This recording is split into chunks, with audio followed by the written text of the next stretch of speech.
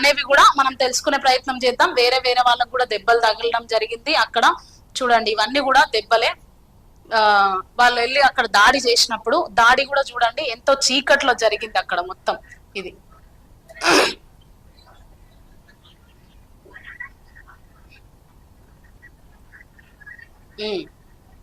చూడండి ఆ దాడి కూడా వాళ్ళు ఆరాధన ముగించుకొని వెళుతూ ఉన్నప్పుడు దాడి జరిగినట్టుగా మనం ఇక్కడ చూస్తున్నాం. అది చీకట్లో జరిగింది, అది పల్లెటూరు కాబట్టి వినపడ్డం లేదు.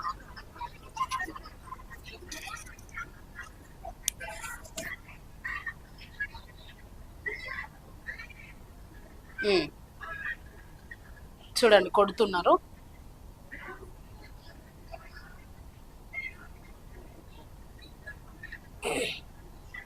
సో చూసాం కదా, ఇలా ఒకరి మీద ఒకరు దాడులు చేసుకుంటూ ఉంటే దీన్ని ఎంకరేజ్ చేస్తున్న హిందూ నాయకులు, ఇది ఎంతవరకు కరెక్ట్? దీని వెనుక ఎవరున్నారు?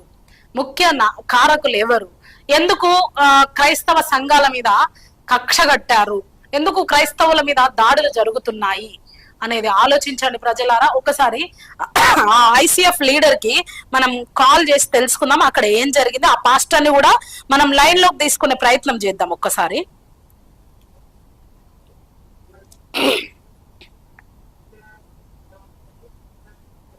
సార్ నమస్తే సార్, నేను టుడే 18 న్యూస్ ఛానల్ నుండి కాల్ చేస్తున్నా.